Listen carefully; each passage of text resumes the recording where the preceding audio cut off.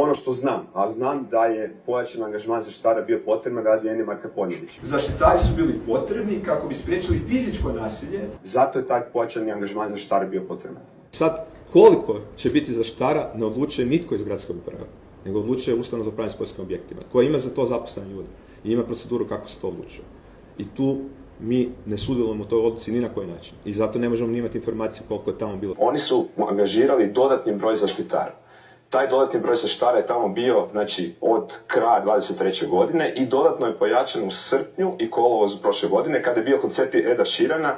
Samo raspored koliko će biti zaštitara na kojem sportskom objektu je odluka zaposlenika Ustanove za upravljanje sportskim objektima. Radi se o nasilnicima koji su okupirali hipodrom. S obzirom na niz nasilnih incidenata, ustanova je angažirala zaštitare i dalje, znači, da nema tamo zaštitara, oni bi ponovno okupirali hipodrom. To jednostavno takve detalje niko ne može znati u gradskoj upravi ili upravnom vijeću.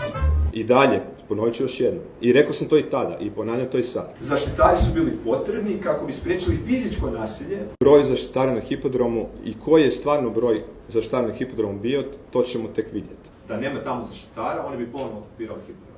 O povećanom broju zaštitara, u smislu konkretne brojke, sam saznao prije, kad je to bilo, prije nekoliko tjedana u medijima. I dalje, ponovit ću još jednom, i rekao sam to i tada, i ponavljam to i sad. Znači, da nema tamo zaštitara, oni bi ponovno okupirali hipodrom. A šta tu ima? Šta tu ima?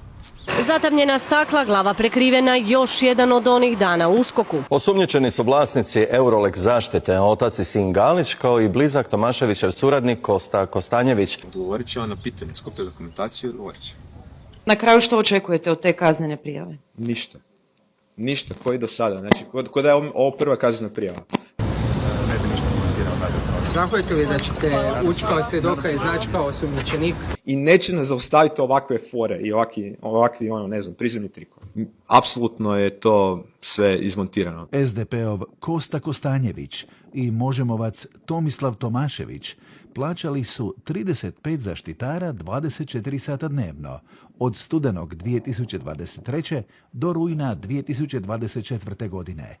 I mogu prijavljivati koliko god hoće. Oni tvrde da su vas upozoravali na nepravilnosti, pa jeste li vi te prijave dobili, što su učinili povodom njih?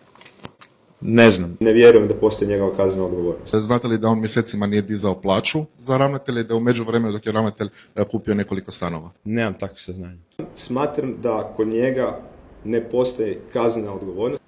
Ali evo, vidjet ćemo na kraju u istrazi šta se sve stavlja konkretno ravnatelju na teret.